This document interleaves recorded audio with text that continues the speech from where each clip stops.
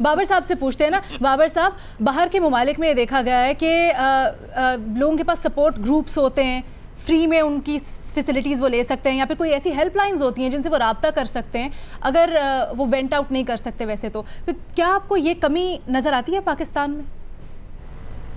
देखिए, पाकिस्तान में कमियां तो बड़ी हैं, लेकिन एक बेसिक समझने की बात है कि एक दिमाग का केमिकल इम्बैलेंस है, एक हेल्थ सिचुएशन है। आपको अगर आपके कट लग जाता है तो आप जाके उस पर टांके लगवाते हैं ना, हीलिंग प्रोसेस करने के लिए।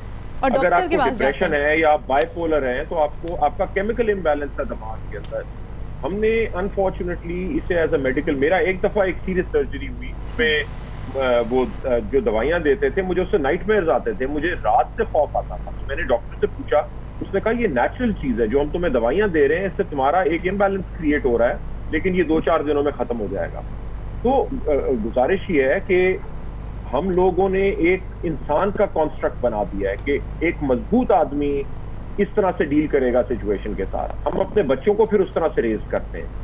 हम तमाम मुख्तलिफ लोग हैं, हम इवेंट्स को मुख्तलिफ तरीके से रिएक्ट करते हैं। कुछ ज्यादा इमोशनल तरीके से रिएक्ट करेंगे, उसमें एक कैटेगरी बनाना कि आप हेल्प नहीं सीख करें, क्योंकि एक आम नॉर्मल आदमी इस चीज के साथ डील कर सकता है। लोग फिर उस कॉन्स्ट्रक्ट के साथ रिएक्ट करते हैं, फिर मदद नहीं मांगते, क्योंकि आप कहते हैं कि एक नॉर्मल बंदा तो उसे डील कर लेना चाहिए इस चीज के साथ, उसे हेल्प की क्यों जरूरत पड़े। तो मेरा ख्याल है बहुत जरूरत है हमें इनकरेज करने की कि भाई हम तमाम मुख्तलिफ लोग हैं। एक हादसा एक शख्स ने देखा, हो सकता है उसे एक तरह से इम्पैक्ट हो, दूसरे ने देखा, वो भी जो हम आमतौर पे कहते हैं अबे मर्द बनो, कुछ नहीं होता, आगे बढ़ो। बिल्कुल सही कह रहे हैं ना। हमने एक तरह का सुपरमैन बनाया हुआ है कि एक नॉर्मल आदमी को तो इससे कोई फर्क नहीं पड़ना चाहिए।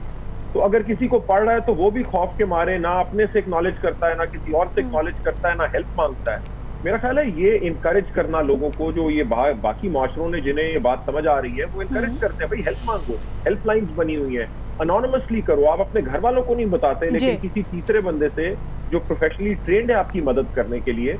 और इस टैबू को खत्म करने में तो खैर बड़ा टाइम लग जाएगा, लेकिन बुनियादी समझने की बात यह है कि ये एक केमिकल इम्बैलेंस है, हेल्प नहीं कर सकते और मेडिकल कंडीशन है, इसको समझने की बड़ी ज़रूरत है। और सबसे समझने की बात यह है कि हमारे और आपके ऊपर भी जिम्मेदारी आयद होती है।